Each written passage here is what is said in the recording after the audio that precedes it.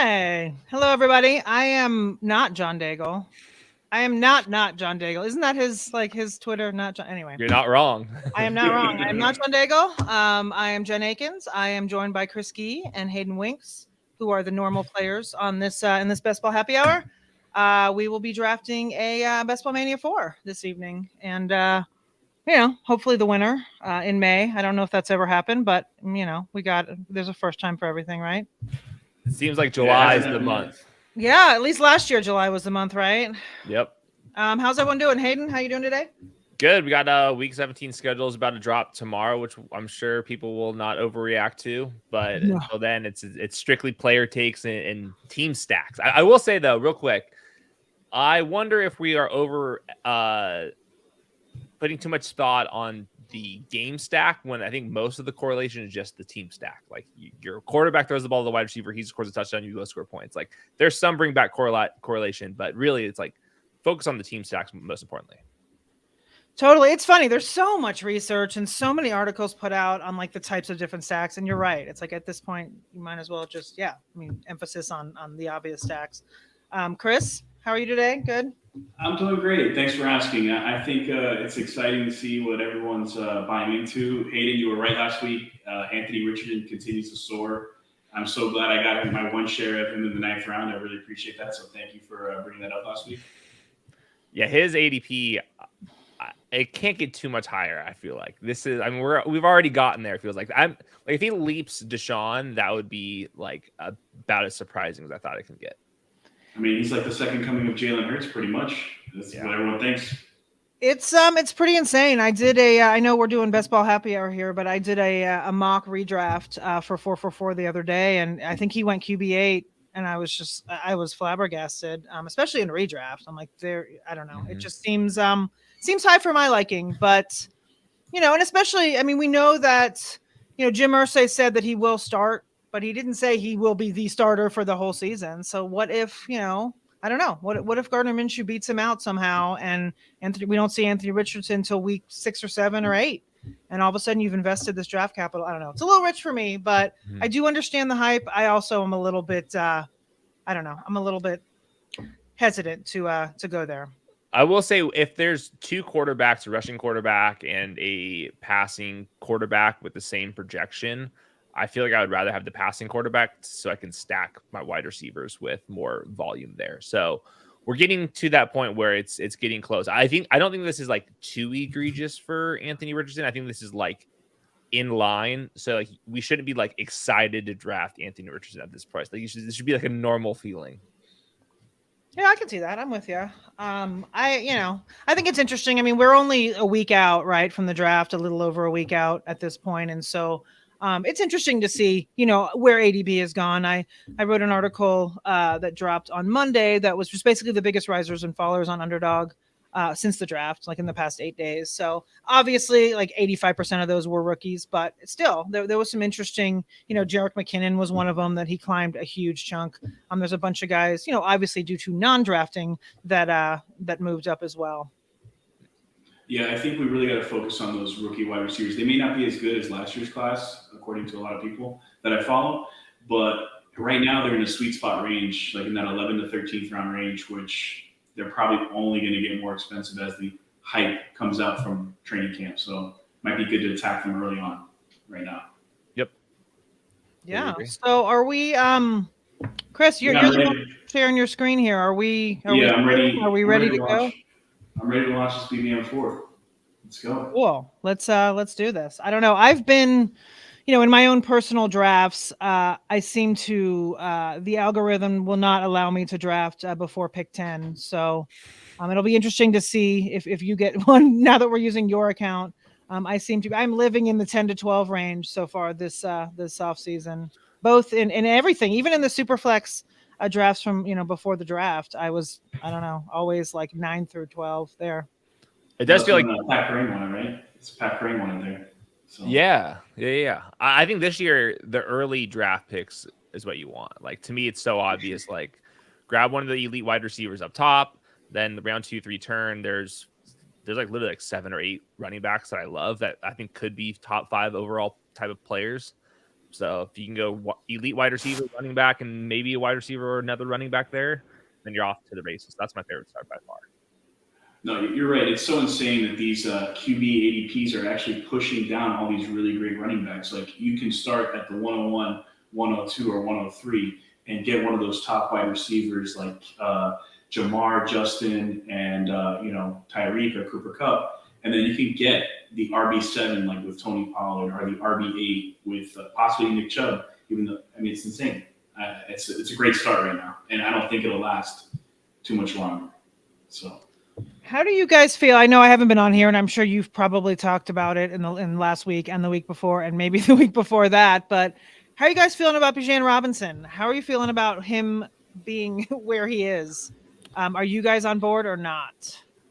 I have him ranked 7th. That's where his ADP is. So I'm fine with it. I think that I would rather have Austin Ekeler straight up. It seems like we got some clarity. I saw 444 posted a clip from Daygles and John's show about Austin Ekeler probably just back in the same role that he's been the last 2 years where he's been a top 5 overall player. So, like, is he as likely to hit on that again? No, of course. Like, nobody scores as many touchdowns and catches as many passes. But if you're ranking them who has the highest odds of having a season like that, I don't see how Austin Ekeler is not near the very top of that list. So I like Austin Ekeler at the turn.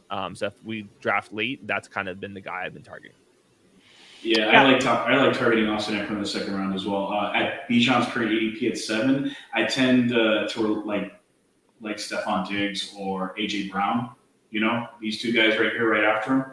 And I haven't been taking Devontae Adams before Bijan because I've been getting a couple shares of Adams a little later in the early second. So I think right after Stephon Diggs and AJ Brown, I would take Bijan, but I'm going to mix it up once I get more exposure to those other two guys.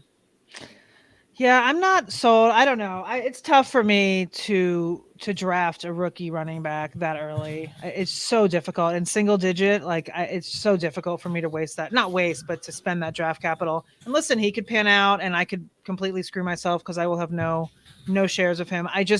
It makes me super nervous. I feel like, I get the talent and all of that, and I get the landing spot is great, but I also feel like Tyler Algier is not going to disappear completely, and I feel like Cordero Patterson isn't going to disappear completely. So it makes me a little nervous to spend that much on him. I understand it, but in my own personal, I just haven't been doing it. Yeah, that's going to be very interesting. I think the offensive line's pretty dang good, which I do like, and that division's kind of up for grabs. But the Desmond Ridder situation could be really bad.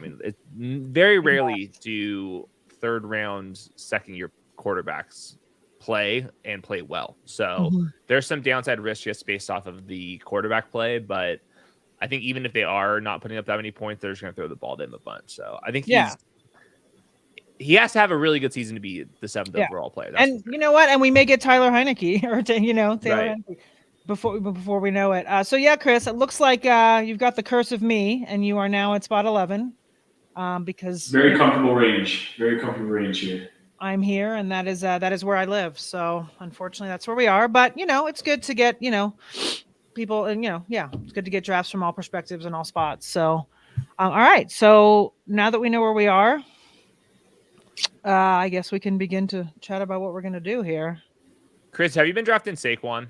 I have him ranked higher than where his ADP is.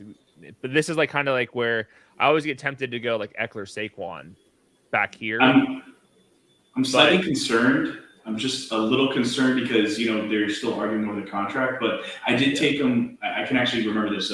I took him one time at the 22 because he was such an insane value. He came back all the way around and I was like, oh, I got to grab him there. But I'd rather take Jonathan Taylor or I'd rather take Austin Ekeler. I usually go wide receiver in the first round and I grab one of those big backs. Yeah, I find that I seem to not be able to get him for some reason. Every time I'm in the 10, 11, 12 spot, someone in front of me just snags him, or I'm like, oh, maybe he'll come right back if I'm in the 11 spot and then the 12 guy takes him. So I don't have a lot of Saquon, unfortunately, but I'm on board with him this year for sure. I just haven't been able to get him. The round 3-4 turn right now is filled with wide receivers that I think are I like. I'm not sure if I love this Waddle T. Higgins tier at the round 2-3 turn, but I like the round 3-4 wide receivers like Amari, Ridley, Mike Williams, if you want to reach a little bit on him. There's some good solid wide receivers at that tier. So I think I'm a little bit more likely to go with a running back, maybe up to 2 running backs at the 1-2 turn, just because I think I like the wide receivers at the 3-4 turn more than I do the running backs. And that's not true in the other side of it. That makes sense. I'm not usually one to go running back heavy at the start, but I do understand what you're saying, that once you get past that, that elite tier of receivers, that next spot, it's kind of tough. Like you said, like sometimes I find myself staring at like Mike Williams, Amari, and I'm like, so I get that. I've been taking a lot of Mike Williams with the impression that Quentin Johnson's not going to take his spot. So I like taking him in the early 4th, or if sometimes I have Austin Ekeler at the 2nd round, I'll take him at the 3rd just to.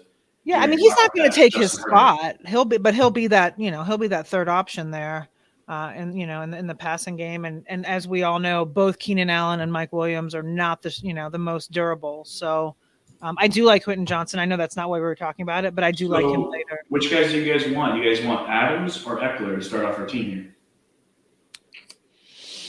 I think I like Adams just because I think there's a tier break between him and the next wide receivers, and I think maybe the running backs is closer. Yeah, I think I agree, and I feel like depending on, I don't know who this person is in between us, but they may actually go like Lamb, Wilson, or something. Oh no, they won't. I was going to say there are a lot of people that go running back or wide receiver though. So I do feel I don't have any research on this. It feels like a running back's more likely to slide than the wide receiver is. I agree. Right. What are you guys thinking here? You want to go with JT, the big back in Indianapolis, or are you afraid that Anthony Richardson's going to take his touches? I'm out on JT personally, but I'm down to try that build as well if we wanted to. Jen, what do you want? You want that or wide receiver? If it was me personally, I'd probably go receiver or Saquon. I don't love JT, but at the same time, I'm down with it. All right. Let's go Amon-Ra St. Brown. Jameson Williams suspended for 6 weeks. Yeah. Target hog, going to help us out right out of the gate. And then let's hope the rest of our guys will pick us up. Yep. Yeah, I think that's good. And I think that there's, I like that. I like stacking them because Jared Goff, I think, is slightly underpriced versus where he finished last year. Sam Laporta, I'm a late round tight end guy. I can get Sam Laporta in basically the last round or second to last round. And then Jameson Williams, if you want to buy the dip and if you want to get like really unique, like Josh Reynolds is over there, Marvin Jones is out there, and then even David Montgomery I think goes underpriced. So like there's like 4 players on the Lions offense that I think are just underpriced versus their projection. Yeah. So if I have to reach on Amon-Ra, then I'm fine building that way. I'm not opposed to Khalif Raymond either when we get down there, Yep. I don't hate that. Hey, Eric B had a really good comment here about what's the latest you could go as a running back in a 0 RB build. And my personal opinion is that I like taking my first running back if I have to. The latest is probably around 7. I like getting a couple, but that's with me, a couple particulars, right? 4 elite wide receivers, maybe an elite tight end or elite quarterback, and then one, in between there, between all of them. What do you guys think about that? So I'm looking back the last couple of years on best ball Mania drafts, and in round 6, 7 is when the 0 running back teams start to suffer. So people push it further than that, and obviously it really depends on how the league plays out. Like last year, Josh Jacobs going in round 8. If you were a 0 running back team with Josh Jacobs, well, yeah, that was the best way to build a team. But historically, around 6, round 7 probably is the correct answer before things really start falling apart. Yeah, I find it tough to wait that long. I mean, obviously, right, it depends on who's there. If somebody falls that I like in the 5th, I'll grab one there as well. It really just kind of, it depends. I really like Cam Akers as a 7th round pick to start out your running back crew. But if I'm taking Cam Akers, I'm guaranteed probably to take 7 running backs. Mm-hmm. Probably doing a 2-7-7-2 build. And hope, I get some luck along the way with those 6 other picks. Yeah, I did some other research on the inverse of it. Is like, how many wide receivers do you need before it's too many? And if you have like more than 6 good ones, like you're just like, there's no point. There's diminishing returns to everything. And I think people overestimate how volatile on a week-to-week basis the elite wide receivers are. Like, just because they're wide receivers, people think that they're super volatile. When the reality is you have to start so many wide receivers, like there's 36 on average, plus the flex spot. Like Justin Jefferson's bad game's still in your lineup. So they're actually not as volatile as people think. So there was like this trend from at least a couple years ago where like you needed 10 wide receivers and like play the week to week game. It really just isn't true. Like wide receiver production is a little bit less volatile than people think, at least with the top picks. And that's where some of these really wide receiver heavy teams, I think, they push it a little too hard. So that's why I think like round 7 is probably a good cutoff point for 0 RB. Yeah, I think 10 is way unnecessary. Yeah. I'm a 7 to 8 depending on what's going on, obviously, in my build. I do find it interesting that team 2 went Chase and Higgins, but then grabbed Hurts in between them. That's an interesting strategy, or lack of, I guess. My brain's so warped with best ball because like, is that genius? Because like Jalen Hurts can outperform Burrow at the ceiling, and now you're going to get Hurts uniquely paired with them, and you still get Dallas Goedert later. Like my brain's so warped with all this stuff because like there's so many people that enter this now that you have to kind of get crazy. Like on a regular basis, that would be a bad strategy, but like with a tournament of this size, like it almost feels genius in a way. But then you have to wonder, I always wonder when I see that, like, is that person, are they a genius, or do they do it by accident, or do they have the same mentality as all of us, or are they, it's interesting. Like you said, in the old days, you jump in these and you'd know half the names in here, and now it's just, there's so many people playing. Like you said, you have to get unique, and you have to kind of go galaxy brain more than in the past. Looks like we're coming up soon.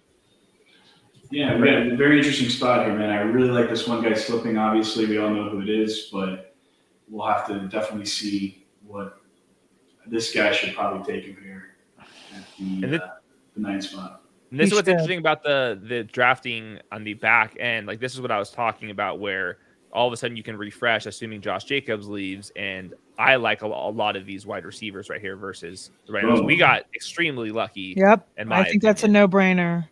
That's a no-brainer. Correlation right there. Team correlation that you're talking about earlier. Mm-hmm. Let's get it. As good as it gets right there. Yeah. All right. Let's lock it up and let's get the next one ready. And then on the way back, I really love Calvin Ridley here. I took him a ton in the big board. Like, he's just got something to prove, in my opinion. And if you guys cool with that, I really like him. He's an alpha wide receiver. He basically dominated, and he only got out because of a gambling issue. So he's probably healthy, no problems. Yep. And I think he's going to ball out with Trevor. Yeah, if you read his Player Tribune article, it even adds more. You're like, all right, I'm all about it. I gotta get this guy. I gotta get this guy on my team. Yeah, he's a perfect scheme fit too. You can tell when you watch Trevor Lawrence that he wants to rip the ball downfield. Last year, they threw the ball like underneath probably more than they wanted to, just because like that's where Christian Kirk is decent at. Obviously, Evan Ingram's a yards after the catch guy, but Trevor's eyes are downfield, and that's where Calvin Ridley is best at. And I'm with you guys that he is clearly the alpha, and that's like the other thing about this wide receiver tier is I like you can get your stacks with either Calvin Ridley and go back for Trevor Lawrence, Mike Williams with Justin Herbert, Amari Cooper with Deshaun Watson. I like getting one of these top 7, top 8 fantasy quarterbacks because I think that's like the easiest path to get like the real spike weeks at the position is through those guys. So it just happens to be at the round 3-4 turn. You can also set up a stack with the quarterback in the next couple of picks. Mm-hmm. Yeah, and sometimes I notice Trevor Lawrence has been falling more lately. I think people are finally cooling off him a little bit, and it might give us a chance to stack him up with him and Ingram or him and Kirk. It would be interesting to see. Yeah, I feel like people were kind of paying up a little more. Like, I feel like people were reaching for him earlier this summer, but like you said, I think it's now kind of come down to where it should be. It seems like I'm guessing Herbert's ADP's gone up a little bit, and Lawrence is kind of cooled down. It seemed like they were either they flipped or, I think at one point I think Lawrence might have been going ahead of Herbert. Yeah, that sounds right. Yeah. So that I find that interesting. I don't know exactly why, but I think that's right. I was looking back. I did a column just looking at spike weeks and like which type of players get spike weeks. And it's like, all right, I think there's like 70% of the spike weeks at the quarterback position were from these top 7 quarterbacks. You go back to 2021, Justin Herbert was putting on like absolute clinic with spike weeks. He had like 4 or 5 of them with like 30 plus fantasy points. He had such a bad season last year because of the play calling and injuries, and he had a bad year. His left tackle was out, all that stuff. But we forget Justin Herbert has like spike week potential, and Trevor Lawrence probably does too, but we haven't seen it yet. I've seen it with my 2 own eyeballs that Herbert has it. So I like chasing the Chargers again. Yeah, Dude, I love thanks Herbie. me. I love Herbie. I'm gonna end up drafting a lot of Gerald Everett again, aren't I? Oh yeah, I for I sure. get suckered in every year. Yep. Dude, he's a value right now at the tight end. When you're going late tight end, he's just sitting there. Yep. There's so many good tight ends late though. I've been really enjoying the position in drafts because there's just so many. Yeah, it's fun and they're all stackable too, which is also fun. All right, so where are we now? We're heading in round 5, right? I can't really. Yeah, we're heading around 5. I was actually interested to see if our 2-slot guy was going to take Joe Burrow, but he didn't get the chance. And he ended up taking a falling Najee, and he got JK to kind of correlate. It's pretty nice. And with his Cincinnati guys, it's triple correlation right there. Yeah, it's pretty crazy. With Najee, it seemed like he didn't score any touchdowns last year because the Steelers were so bad. He's quietly still had 10 touchdowns, and he was 6th in expected touchdowns. And that offense sucked. Like, what happens if like the Steelers are average? Like, are we kind of forgetting that we were drafting Najee incorrectly? Obviously, like in the first round. Like, to me, him falling this far is something I would be eyeing up. And I think that maybe you can stack Kenny Pickett. Like, he's kind of on the territory where it's like, does he have much upside? Like, is it even worth the draft pick? But maybe the best way to do is like draft Najee, draft Pat Freiermuth, draft Pickens, and just bet on the entire offense looking better in year 2 with Pickett. Yeah, I've been sprinkling in a little bit of Pickett, and I have to say, granted, I'm a total UGA homer, but I've been grabbing some Darnell Washington with my last round pick because I'm like, Freiermuth has a concussion, history, and maybe he goes down and we get some Darnell Washington love, a couple spike weeks. So I'm not afraid of that either. I've been really heavy on Jalen Warren, but I keep seeing like, man, I keep thinking to myself, like, man, Darnell Washington's going to be like an excellent tight end blocker. I mean, like if Najee just gets a chance, he could fall into 10 touchdowns pretty easy. So better guard play, better left tackle. The whole thing is just better. Oh, we are up, fellas. What do you guys feel? What do you guys feel like here? I kind of feel like we should probably go another wide receiver here, or we could. I like Godwin. Do you like Godwin? Yeah. I like Godwin. Yeah, Godwin's a layup to me. Yes, and I've been I've been I've been grabbing Baker and Kate Otten as well. I know something came out today about there's going to be a competition, but I find that ridiculous. Kyle Trask. Right. I mean, if Baker loses to Kyle Trask, then I mean, I guess whatever. But they're all super cheap. All of even Mike Evans, they're all super cheap. Mike Evans has fallen super far, and I understand the trepidation with him in this offense without Brady, but at the same time, he's really cheap. What do you guys think? Do we take the ADP value in Carolina, or do we take Trevor Lawrence to stack up Calvin Ridley here? Just knock that out. Oh man, I'd probably go Trevor just because, but I don't hate. Okay. If it was me probably drafting myself, I'd probably keep tacking on like Ayuk or Lockett, maybe go for Geno, but I kind of like the uniqueness of this team. Let's just get Trevor on and let's see if we can get Ingram later. Maybe Tank Bigsby later too. Tank Bigsby, Zay Jones. There's some paths out here. Yeah, to me it's just when like the quarterback position for fantasy, there's so many dropbacks. There's so much attention on these quarterbacks. To me, it's gonna be very hard to find breakout quarterbacks that isn't priced in. Like, who are you fooling? Like sneaking by some fantasy quarterback? Like that's the reason why Anthony Richardson goes so high. Like 5 years ago, Anthony Richardson's like a 16th round pick. So to me, you have to invest in the quarterback position now. It's like you either are giving up points or you're investing in the position. So I'm on like early round quarterback. And I think that after Deshaun Watson, if I don't have one of these guys, I'm like 100% double tapping like Anthony Richardson with Kirk Cousins, because I don't want to be losing points at quarterback, especially in half PPR where they just are more valuable relative to full PPR. Yeah, I told you a little bit of my strategy too. I'm basically waiting on those elite quarterbacks, hoping the ADP sells a little lower so I can get them at a value. And right now, the majority of my teams are like Daniel Jones, Kirk Cousins, Tua Tagovailoa, just guys that are easy to grab, and Geno Smith. And then if I miss out on any of those guys, I get like a CJ Stroud or a Bryce Young who are playing all 17 games because the draft is so high. So that's what I've been looking at. I'm really hoping, but if it doesn't change by draft 50, 60, I'm going to have to start pulling the trigger on these round 2, round 3 guys. I think Geno Smith, I feel like now is kind of the time to kind of take him because I feel like at some point his ADP is going to rise a bit when people realize, the weapons that he does have, including, new rookie JSN. And, there's always the risk, right, that Geno from 3 years ago shows up, and not last year Geno, but at the same time, he finished as like QB8 last year, I think, in underdog scoring, or any scoring really. But and so I think he's like, I don't know, he was QB16 the other day. He might have moved a little bit, but I do feel like, it may catch up. It may not. I mean, we may be able to get him that late all summer. I don't know, but I think he's in a decline. He's moving up. No, I think he's in 16. Yeah. I think he's in a climb just because he has 3 pass catchers going ahead of him, plus 2 running backs. So once we get the week 17 schedules, whoever they're playing against, you're going to draft one of them, and then you're going to draft one of these Seahawks, and all of a sudden you're going to get Geno Smith being pulled up just so we can get that stack. In theory, you can have 3 different Seahawks wide receivers all hoping for Geno Smith. So I don't see how his ADP is not going to just keep going up and up and up and up over the entire course of the summer. Yeah, I agree with that.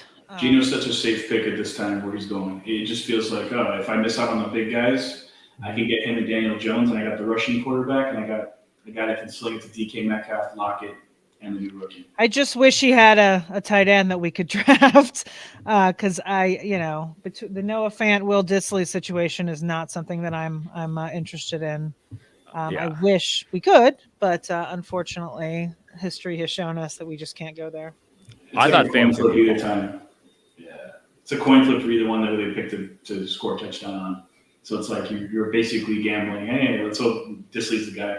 He's probably the guy to pick later on if you have no choice, because everyone's selecting Fant in almost every draft. So taking Dissly would be a way to get unique. Like if you have a Kelsey and then you have Geno as your staff partner, why not take Dissly and just be like, hey, I probably have the majority of all the Dissly shares on BBM right now. So something to think about. True. That is true. I guess we still have a bit, but we might want to talk about strategy a little bit, look at our build and see kind of where we are. We are at a 1 quarterback, 1 running back, 4 wide receivers. Pretty nice. I'm surprised a couple of these guys are still on the board right now. So, I mean, Pacheco's an obvious grab for me. Helps out with the division. Obviously, I don't think he'll be there. I've seen Waller dip a little bit. What are you guys' thoughts on Darren Waller? He was really bad last year.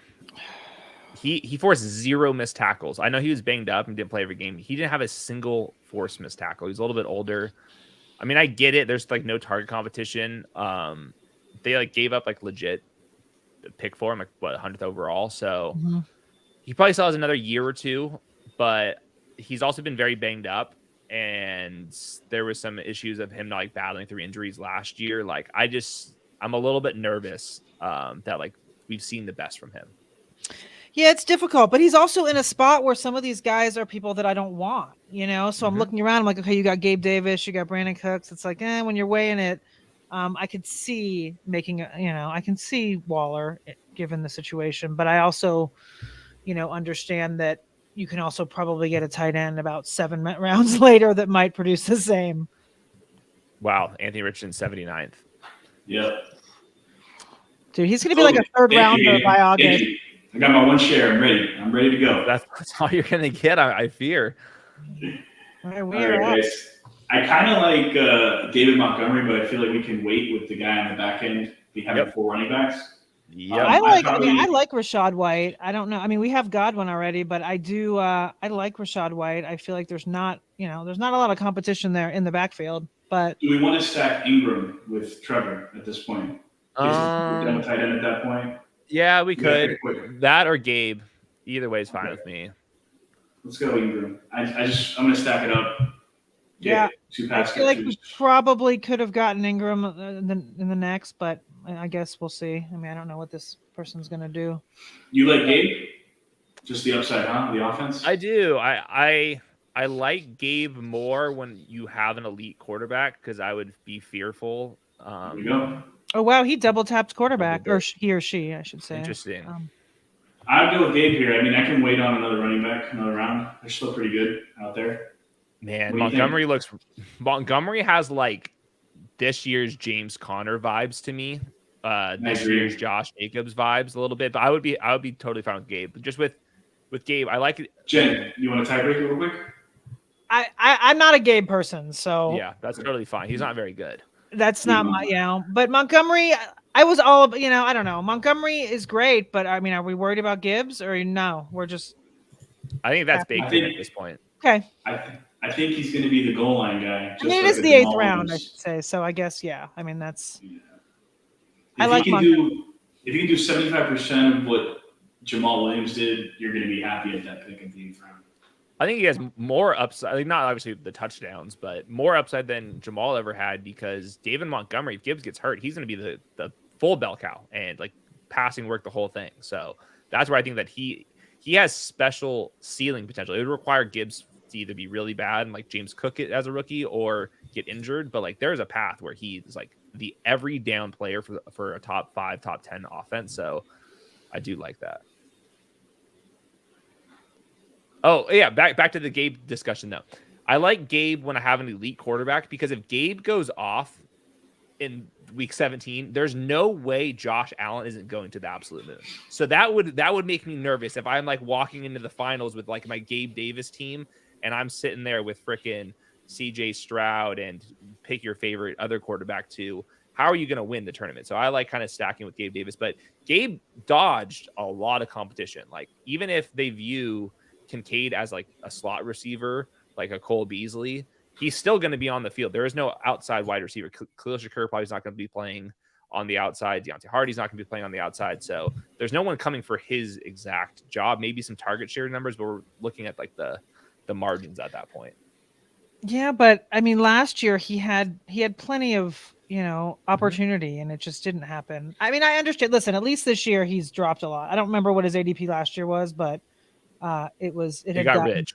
It was pretty, super rich. 4th round at one point. Yeah. So I mean, here in the 8th, I can see it, but yeah, if that were I would have probably gotten Rachaad White there if it were my pick. As I said, I know that offense is, they threw a ton last year, but they also had Brady, and I feel like, with Fournette gone, I feel like Rachaad White, and he showed flashes of being really good last year. So no, you're probably right.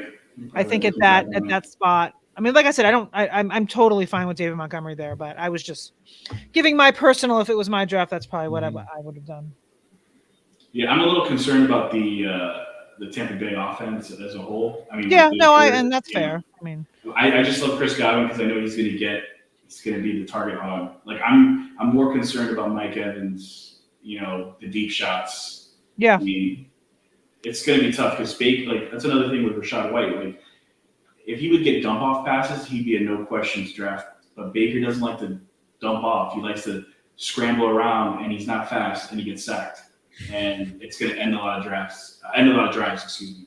Yeah. So I like Godwin and Evans at cost right now because I still think there's a chance one of them gets traded, and I think that would help out both of them. Like the other one stays and there's no competition, like he eats there. The other one's getting traded to a contender. Obviously, why would you trade for a veteran unless you're a contender? So that's probably an upgrade with the quarterback situation. And if they're trading for another player, maybe their target competition isn't very good either. So I think the Bucs are in a really tough spot cap-wise, team-wise, that I'm still holding out hope that one of the two gets moved either at the deadline before week 17 starts or maybe if we're lucky, like during training camp.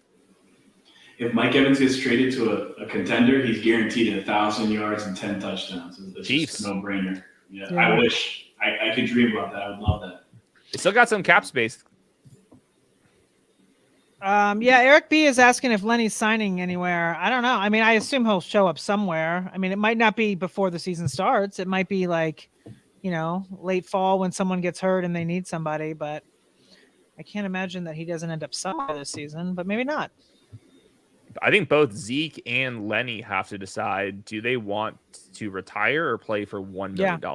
And like they made so much money, like, is it worth $1 million? I'm guessing playing in the NFL is a lot of fun and that they'll do this, but I don't know. They can be like, I've already got $40 million or whatever they have. I don't need to play for another milli.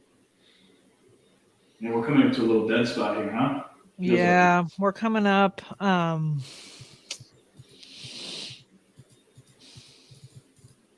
Okay, so we have potentially Goff way later. The wide receivers in this range are brutal. I can squint and see some running backs, I think, in this range. Like Brian Robinson, I think, like, got some volume. Antonio Gibson had, I think, foot surgery this offseason, which always scares me. I think Rashad Penny's got some upside. Damian Harris can luck into some touchdowns. Man, Odell and Broussard's tough. Yeah. I'm into AJ Dillon or Brian Robinson, one of those two guys. Just AJ Dillon for the divisional stuff, but if you guys want to go Brian Robinson, we can do that too. What do you guys feel? I'm open with either one. Yeah. All right. Either Let's one's go fine. AJ Dillon. Let's just. So are you guys, I'm guessing, not into Devin Chain, or I'm just saying based on ADP because I see him sitting there. I was just curious what your thoughts were. I guess we could talk about him after we make this next pick. What is he right now? Running back? I can't see. It's like 36. Yeah, he was in between Dillon and Robinson. 35. Or no, he's right after him. I think that's about right. I wouldn't get excited to draft him at this point. I think this is like probably fair. I can see him getting steamed up a little bit, but I still think there's some downside risk of them adding a power back. They have 3 guys that are like 200 pounds. So yeah, and 2 of them are pretty fragile. Yes. As far as on field, Do you guys want to go Brian Robinson here? Or do you guys want to take Alan Lazar or something like that? Or because I think we can get Goff on the way back because the other guy has Jameson Williams, but he's got a couple quarterbacks already. Or we can go with Chain. That's kind of fun too. I'm down with either one of them, I think. Break the tie. What do you think? That's tough because I'm a Dolphin fan. So, but Brian Robinson, I like Brian Robinson. I think he's extreme. I think he's undervalued. I mean, he has the potential, especially if Antonio Gibson is out. That offense is kind of a crapshoot, right? I mean, we don't really know what we're going to get from anybody in that offense this year. But Brian Robinson is good when he's, when they give him the ball. So, I mean, he's coming off a gunshot wound, recovery. So hopefully. It's better. Crush it. Yeah. He had some really good games though last year, even right after that. So for sure. Let's recap the team real quick. We got quarterback Trevor Lawrence, and we got his partners Calvin Ridley and Evan Ingram, wide receiver and tight end. Our running backs are Josh Jacobs, David Montgomery, AJ Dillon, and Brian Robinson. I'm feeling like maybe one more for that spot. Then we got Devontae Adams, Amon-Ra St. Brown, and Chris Godwin around out the wide receiver core with Calvin Ridley. I like it. Yeah, I like it. And I think that, that last turn, like Hayden was saying, the wide receivers are just pretty gross there. It's tough to really invest there. I mean, even Jacoby Myers, you can kind of talk yourself into, but I feel like I like the next tier of wide receivers straight up more than that tier we were just looking at. Like, I would rather have Boyd straight up over some of these guys. Yeah. There's some other ones. Yeah, like Mingo, I think is eventually going to get into this tier. There's a couple guys that I feel like in round 11, 12, I just like their projections a little bit better. Mm-hmm. Yeah, I can't justify Odell Beckham there. I'm just surprised that that's where he's landed ADP wise. It's a difficult thing to invest in for me. I feel like Rashad Bateman's probably the best value of the wide receiver pass catchers.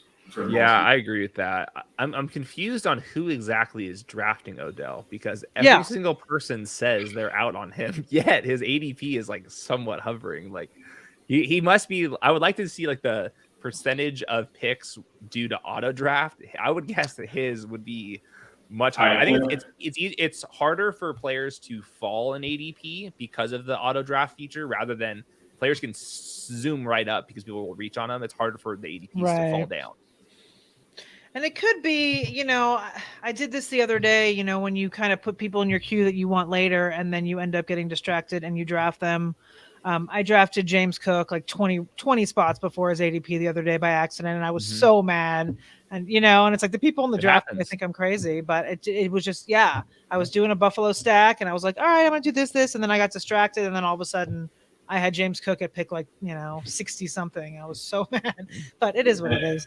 Every year I have one draft where I fall asleep drafting, and you look at my team and it's like 4 quarterbacks, 8 running backs, 2 wide receivers, and like whatever the rest is at tight end. Wait, you literally fall asleep? Well, I'm laying in bed drafting on my phone while everyone's sleeping, and I'm like, I just get tired.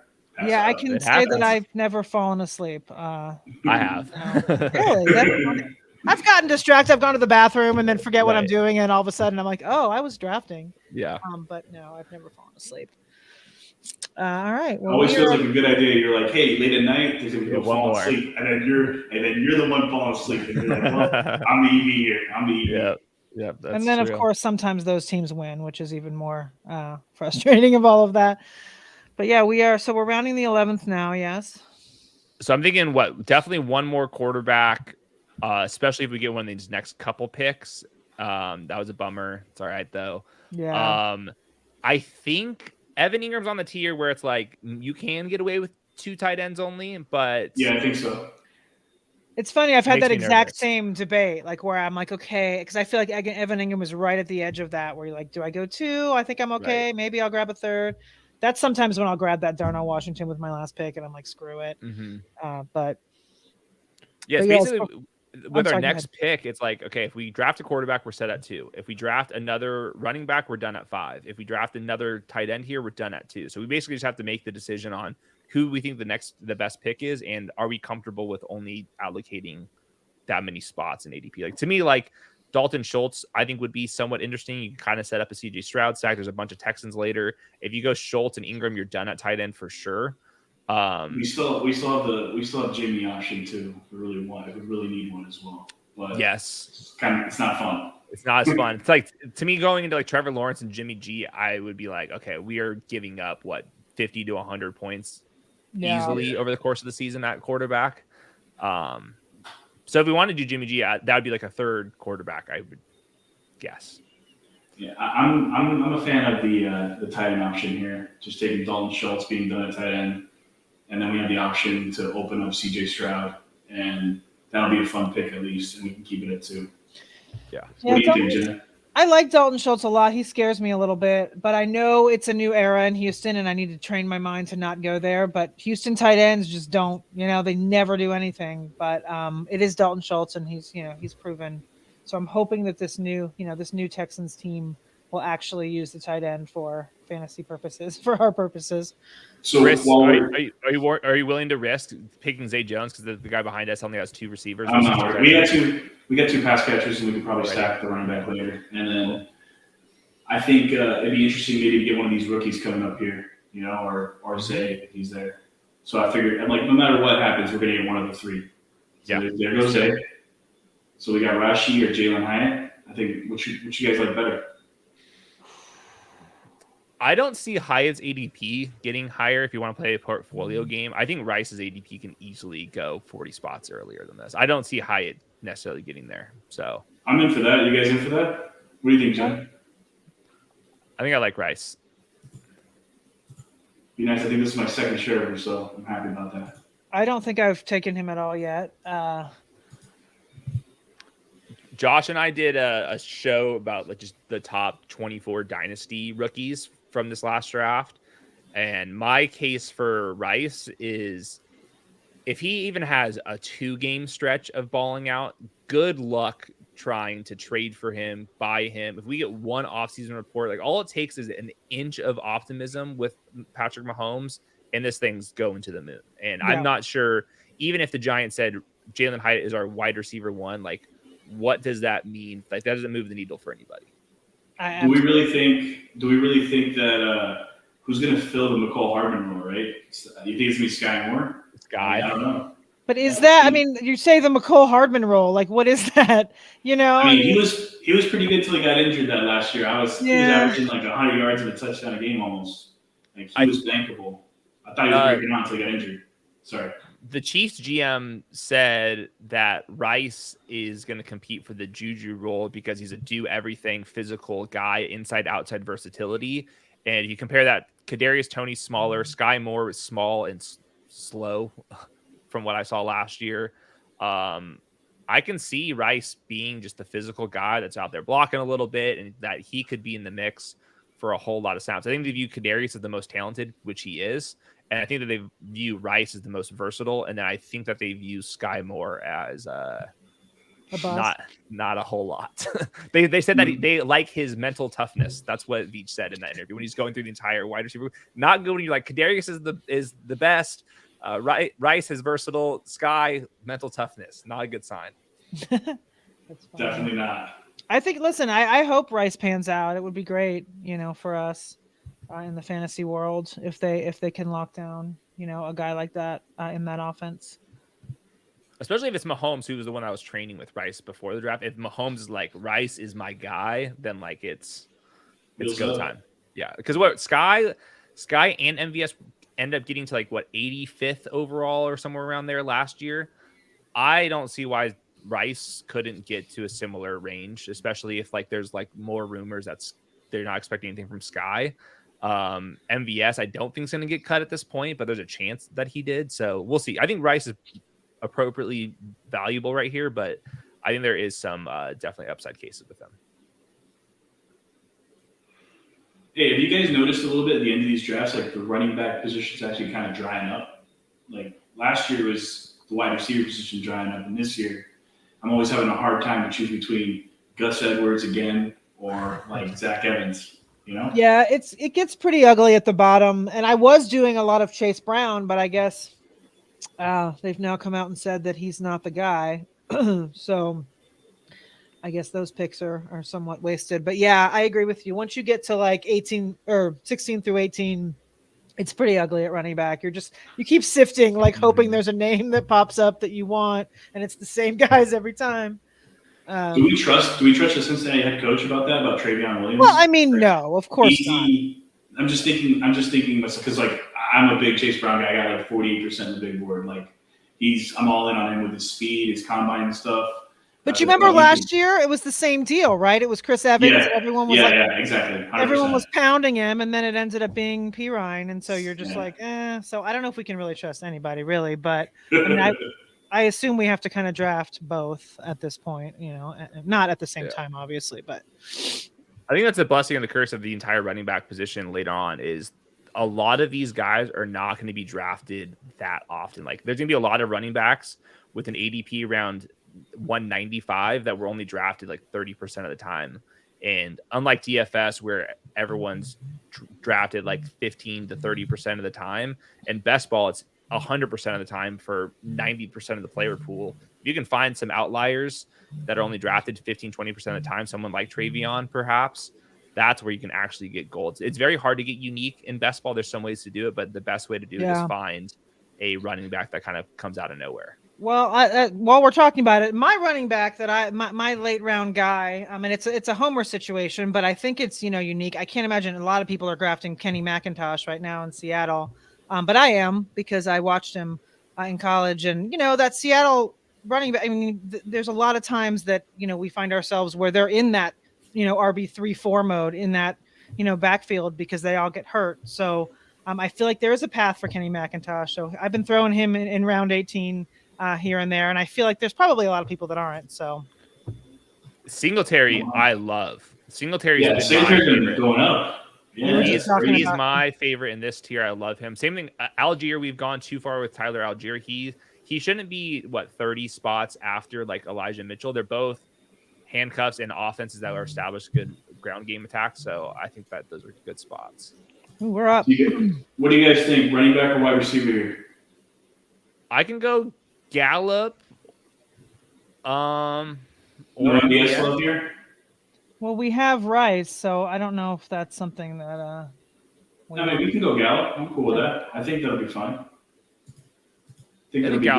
Gallup will be, I think, all right. He was really bad last year, but there's a lot of wide receivers that don't do well in their first year and then have a little bit listen, he could definitely get some post-hype sleeper vibes for us, or for because a lot of people were very much all in on Gallup last year and got kind of screwed. So, if he's healthy, I don't see why not in that offense. With the Chiefs receiver, the upside case you can make with the double stacking the Chiefs is, even if you don't have Patrick Mahomes, like there's the way that pays off is Kelsey gets injured the whole season. Patrick Mahomes doesn't pay off because he loses a reliable weapon, but Mahomes still does well enough to get these guys the rock. So there's some upside. MVS, Jalen Warren, Donta Foreman. I'm interested in any of these guys, really. You want to take the ADP value, or do you want to go with another wide receiver to round it out? I'm indifferent. None of these guys stand out to me. Yeah, I'm indifferent too. But if we want to, yeah, I mean, we might as well take the guy on the best offense, right? I mean, that's kind of when all else fails, you go that route. And we were heavy wide receiver early, and we're gonna ride that wave, but we did tail off there. So I feel like we caught ourselves back up to where we should be. Yeah, and we could be done possibly. Yeah, if we needed to be. And we got 3 absolute studs at the top. Yeah, if Godwin gets traded, or if one of these other guys pan out, we got a nice solid crew going on. And I think we can either get 1 more or 2 more running backs, and then we can talk about our quarterback situation. We're open to CJ Stroud now. We're open to Jimmy. We're open to a couple other players. Will you hit the QB there tab just so I can kind of see where we are, who's left? I mean, I know who's left, but seeing it visually, all right. Got about 6 quarterbacks left, in my opinion, that I feel comfortable taking, without getting too crazy and having to try to backstack. Yeah. And if we want to get really ugly, we can go Mac Jones and just get Devonta Parker and one of the running back like Pierre Strong or something like that. We need to. I don't mind getting that disgusting. I think I'm almost leaning 3 quarterbacks at this point. We could even go Baker. Yeah, we could go Baker. I mean, yeah, and if Godwin stays, then that could be a couple good weeks for us. Yeah, I'm really hoping CJ Stroud falls to us, but if not, I think we got some good options in Jimmy and Baker. Probably just basically ride both those guys when Trevor has an off game, something like that. What do y'all think? Yeah, I like that strategy. I think at this point, only going with Stroud and Lawrence would be like the very bottom of how I'd want my quarterback room to look. Maybe you can get away with it, but that's going to require Trevor becoming Joe Burrow and Stroud getting into that Geno Smith territory, which is asking a lot. We are playing for first place out of almost 250,000 people, so a lot of things have to go right. But I don't know. I think Trevor can enter Joe Burrow territory, possibly. I think so too.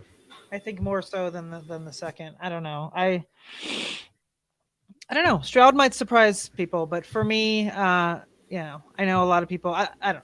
It's that offense is difficult to trust for me. They do got a good offensive line. That's the one saving grace. Is typically quarterbacks drafted this high are walking into the worst offensive line situation. I would argue that the Texans have a top 10 unit on offensive line. Now their skill guys are horrendous, but the offensive line is actually kind of sick. So maybe that's a saving grace. They're going to run the heck out of the ball and set them up for success. Hopefully, that's what you're really hoping for. Yeah, a lot of Dalton Schultz touchdowns to them, or hopefully, the running back guy like that in Singletary. Nico Collins, big guy. Sorry, go ahead. Defense stinks in Houston. They have nobody. So if Stroud's any good behind a good offensive line, which he was used to at Ohio State, you could squint and see this team into a little bit more shootouts than people are expecting. The baseline projection for the Texans for most people was literally nothing. I think there's a path where they can become the 18th best offense in the league, which isn't going to be groundbreaking, but given the price tags on Nico Collins, Dalton Schultz, and you can mix in a Mechie if you'd like, I think it's all right. Yeah, I mean, if they're playing from behind every week, then there's always a chance there for some love. Well, Stroud is still there as we come around. Chris, you want to go through the running backs and just kind of find some sleepers that we're kind of liking? So I draft Tank Bigsby here just because we have the Trevor and just set up all the correlation. When I had my best ball Mania team, which is in the 1, I had the complete stacks of Buffalo and Tennessee. I wrote it all the way to the finals, and then Alvin Kamara just shoved 6 touchdowns down my throat. But I really enjoy Tank. I like Kenneth Gainwell because he's so cheap on that Philadelphia offense, and if one of those guys like Rashad Penny gets injured, he's just got a pathway to a decent role. I like Chuba Hubbard. I like Chuba.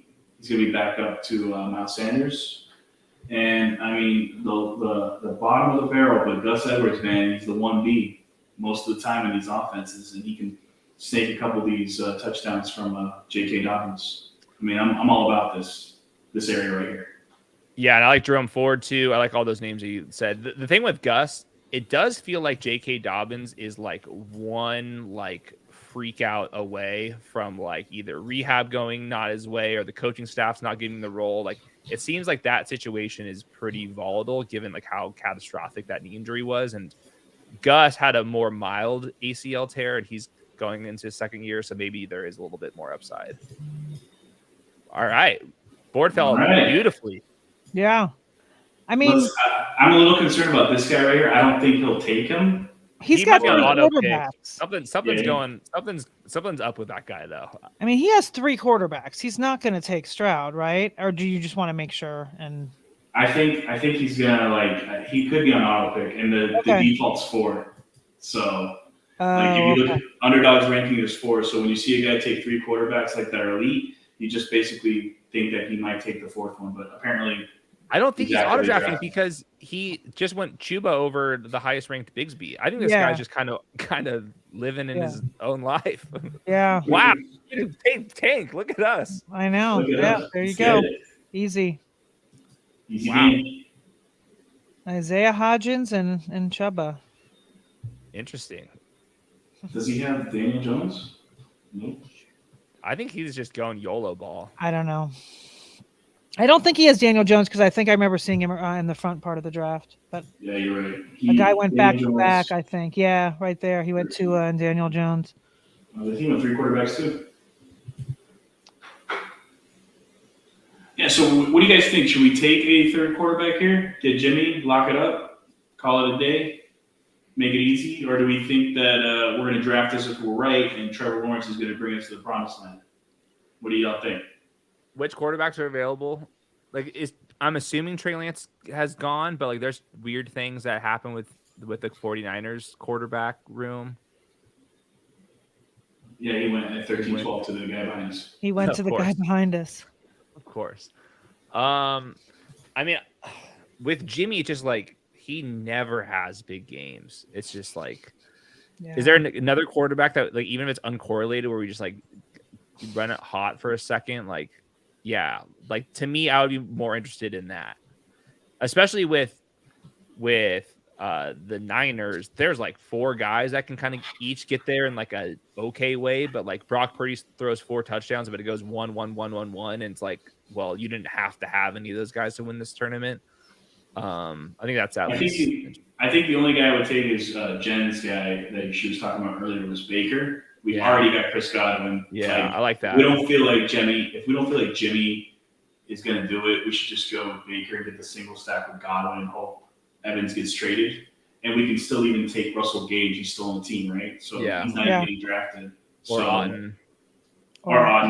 We already have 2 running tight ends, though, so I probably wouldn't grab them. So I'd probably play the Gage game, especially if we think one of these guys gets traded, So that could be something unique.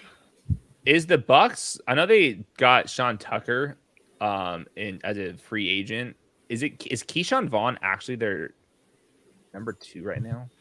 Is Chase Edmonds is there, right? Oh god, Chase Edmonds is there. Yeah, that's right. The man, the myth, the legend, man. He was so good for the Dolphins. I mean, I'm not saying I'm just saying he is there, and Keyshawn Vaughn, I guess, as well. But do we want another running back? We could probably use one more. Where it's Jacobs, Montgomery, Dillon, Robinson, and Tank. And Tank's basically the wild card. If he gets some usage, maybe not. I feel fine with that running back. I can go 5 or 6. I feel like I think it just kind of comes how we want to round this thing back. Yeah, it's basically, do we take 3 quarterbacks or we risk it and say Trevor's the guy, and then we can get another wide receiver to stack with Houston, or go get Baker and another wide receiver. So who's left from Houston? Like I mean, is Mechie gone? Like, are they? Just Tank Dell and Robert Woods. Okay. Yeah, that's not pretty. No. I think I think we'd be fine just riding Dalton Schultz with Stroud. Okay. So back to the Bucks. Yeah, we got Russell Gage. Russell Chase Gage Edmonds. makes so much money. Let me pull this up. Russell Gage's contract Yeah. is insane. Feels like this is going to be it right here. Just get the backdoor double stack with Tampa Bay. It's been grosser, that's for sure. Mm-hmm. There is grosser out there. That's still there. Yeah, Russell Gage is even if they cut him next year, they would still have $7 million in dead money. So I mean, he is in that lineup no matter what. Wow. I think this is a great, disgusting pick that's going to help us. And the thing is with this, it's like you never know. Him and Baker might catch fire together. You know, you have these weird combinations that all of a sudden, you know, they're doing something that we didn't count on. And then Mike Evans gets traded, and we're gold. That's all we need, really. We're cooking. Yeah, pretty much. Now I'm wishing we took Rashad White now that we're doing this. I'm like, man, we should have took him now. I'm going to go. Yeah, there's no way he's taking Baker, right? There's no way, right? He shouldn't. There's no way he's taking Gage. We're fine either way, I think. This guy. Okay. Yeah. Let's raise Gage's ADP up a little bit. Let's hook him up. Yeah, I mean, Gage would be one of these guys that he'd probably get drafted 4% of the time in Best Ball Mania 4. Like the rule is kind of like at 190 is where you start seeing the cliff really drop on the drafted rate. And anybody with an ADP in the 200s is only going to get drafted 15-20% of the time. If you're like at 214, somewhere in that range, like Gage, it's like literally like 2%. I'm glad we drafted this team because I'm normally not a guy that likes to take 3 quarterbacks, and just talking to you guys has helped me kind of like differentiate my team builds, which is kind of great. So thanks for that. Yeah, we're right on the cusp. This entire draft is like between each position. You can go either way. It's crazy. I don't think that any of the founders that Underdog thought this through, but like half PPR with 18 rounds makes all of these decisions like actually coin flips. If it was full PPR or 20 rounds, like there's no debate with all this stuff. Like you feel slightly uncomfortable at one of your spots, basically no matter what. So that's it's good fun. Yeah, I was going to say like. You know, I've been drafting, like I said, I've been living in this 10 to 12 spot range. And this is not, I mean, I have some play, like I definitely end up with Tampa Bay and Jacksonville stacks from the back end, but there are some different players here. So it is interesting. I don't know if we want to wrap up and go through who we have and kind of. Yeah, sure. So I assume you guys do that at the end of this. Yeah, of course. So we started our first and second pick. We went Devontae Adams. We went Amon-Ra St. Brown. Big target hogs, pretty consistent week to week. Then we get lucky and we get a falling Josh Jacobs at the 311 turn. That's unheard of most of the time. So that makes our team right now, I think, a little unique. Maybe with the Josh Jacobs and Amon-Ra, it's not as unique, but when adding Devontae Adams, it's going to definitely set us apart from other teams. Then we get Calvin Ridley, the alpha for Jacksonville. We paired up with Godwin, and then we stack up Ridley with Trevor Lawrence and Evan Ingram. And then we try to make a bet on the Detroit stack with David Montgomery and Amon-Ra, but we get sniped from Jared Goff. We end up with A.J. Dillon with Green Bay, Brian Robinson with Washington.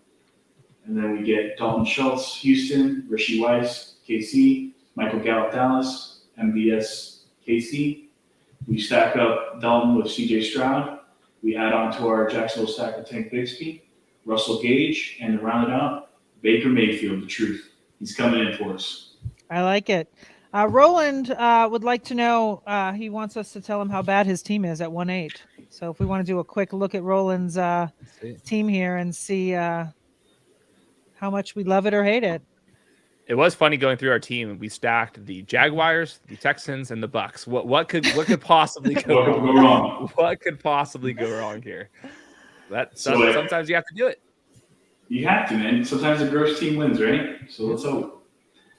Quarterback for Roland's team is Justin Fields, Jordan Love, and Brock Purdy. Running back is Bijan, Pollard, Penny, Chase Brown, and Deuce Vaughn. Wide receiver is DJ Moore, Pickens, Jahan Dotson, Zay Flowers, Sky Moore, Jalen Hyatt, Jaden Reed, Tyquan Thornton, and the tight ends are Kittle and Kmet. So the only thing I'll say stack, so that's good.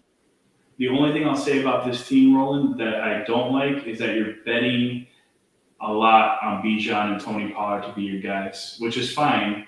But with Chase Brown and Deuce Vaughn, there's not like a stable guy in the back that can help you push you if one of your guys get injured, or if one of them's out for a couple weeks and they need to heal. So you're a little thin at running back, but I love your wide receivers, especially you got them so late, and they seem like they're all guys that I like pretty much, except Sky Moore. Kittle and Kmet solid. You got the alpha in Kittle, and you got Kmet for the stack up Justin Fields. And I like that you went Fields and Purdy, and I think I probably would have ended there. I probably would have switched Jordan Love to probably a pick at running back. What do you guys think? Yeah, probably 2 quarterback with Fields for me. So just whatever one. I'm not sure. Did he have a Packers receiver? He has the rookie. Reed. Mr. Reed after. Yeah, so I think I would have just made my decision. I'm either stacking either the Niners or with Jordan Love, and I'm with you. I think I would have added probably one more running back in there. The other thing I will say is I'm a little bit nervous. The projections are starting to come out from sites, and I agree just with my back of the napkin projections. The Bears ADPs with Justin Fields passing output, I don't think the math necessarily checks out there. Now we can play for upside. Obviously, you can sell me on all that stuff, but DJ Moore and Cole Kmet, if they both pay off their ADP, Justin Fields is going to be like the MVP of the league. So maybe that happens, but I'm a little bit nervous. I think I'm fine single stacking Fields. Yeah, I'm with you as well. Like whenever I take Fields, I either take DJ Moore or Kmet, and then if I need somebody at the end of my draft, I'll grab Chase Claypool. Yeah. Or if I miss out on both those guys, I just get Darnell Mooney. There's value everywhere for Fields, so you don't need to commit to DJ Moore at that time, even though it might be nice. It feels nice. That's what I think. I think it feels nice to pick DJ Moore. I think just get Chase Claypool and at the end of your draft, and that's it. Justin Fields is getting home because he rushed for 100 yards and a touchdown, not because he threw for 303.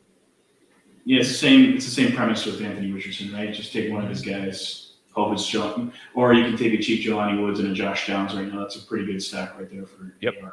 So yeah. I'm not opposed to those guys too late. Well, we did another one, guys. Do you have any further thoughts that you guys, Hayden, anything you want to throw out there before we go away? You did a fantastic Dago impression, just with more hair. Yes, a little bit. and not a Southern accent either. True. Or whatever accent he has. I don't that? even know what it is. Louisiana or something. I don't know what it is. Whatever it is. He's a world traveler. That's what he is. Right. Yep.